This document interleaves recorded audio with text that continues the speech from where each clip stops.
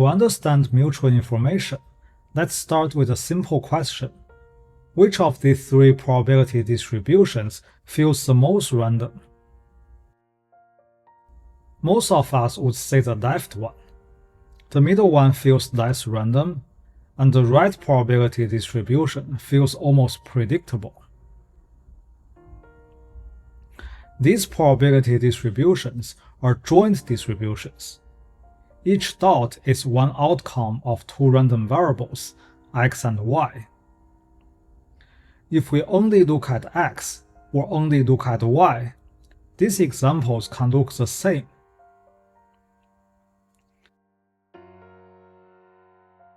They have the same marginal distributions p of x and p of y. But the joint distribution p of x and y is different.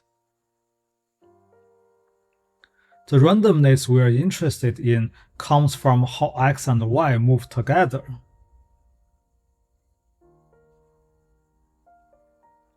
So how do we quantify the randomness that we see?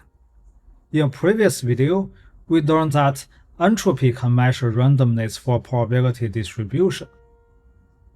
The same formula can be applied here to the joint distributions. So the idea is that more random distributions have higher entropy. And based on what we see visually, the left distribution is more random, which means it has higher entropy than the right. Mutual information is defined as a gap in this joint randomness. When marginal distributions are fixed, the joint distribution with the most randomness is one where x and y are independent. So we use the independent joint as a reference case and compare the other joint distributions against it. Using some algebra, we can show that when x and y are independent, their joint equals to the sum of the two marginal entropies. You may pause the video to look at the proof. It comes from expanding the entropy formula into the integral. So mutual information is the gap between the joint randomness under independence and the joint randomness of the distribution we are looking at on the right.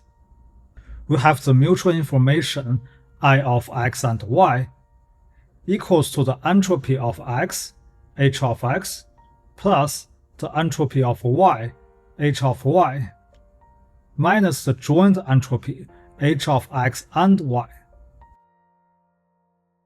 Intuitively, this gap should never be negative, because among all the joint distributions, the most random one is when x and y are independent. Although the fact that mutual information is greater or equals to 0 is intuitive, showing it requires some algebra. Again, you can pause the video if you are interested in the technical details. The main idea is that we write the mutual information as an expectation. Then we apply the Jensen's inequality to see it is greater or equal to 0.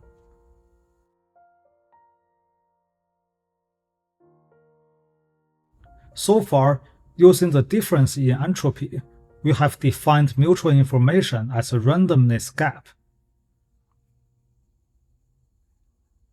But the same entropy formula has two roles. It can measure randomness, and it can measure information. The same mutual information quantity can be also written as the difference between the marginal entropy h of x minus the conditional entropy h of x given y.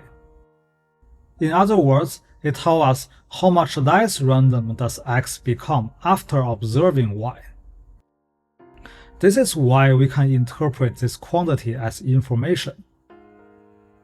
This randomness difference is the same thing as the information of y gives about x.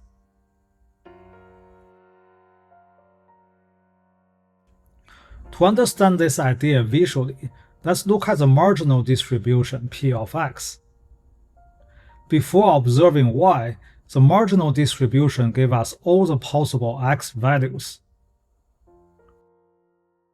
The conditional distribution shows the possible values of x after observing certain y values. So you see, if x and y are independent, studying through different y values does not change the distribution of x. In other words, observing y tells us nothing about x.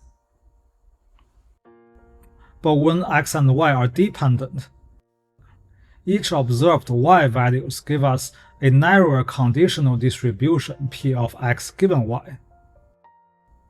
Therefore, x becomes less uncertain. And this reduction in uncertainty is mutual information. This idea is not limited to the straight line relationships.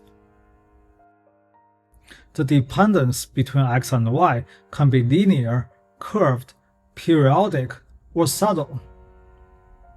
If knowing the value y changes the conditional distribution at all, there is information. Independence is the worst case. Y tells us nothing about x. So this is another reason why mutual information is non-negative. When we observe y, the worst case is independence, which offers us no information. As long as there is some dependence, mutual information will be positive. And finally, there is one more way to look at the mutual information formula. It compares two distributions. The actual joint distribution P of x and y, and the independent joint distribution P of x times P of y. We notice that this quantity is the difference between the entropy values, and it is non-negative. So this quantity looks like distance between two probability distributions. It turns out mutual information is equal to KL divergence. KL divergence is a measure of the difference between two probability distributions. The reason it is called divergence rather than distance is that the quantity is not symmetric.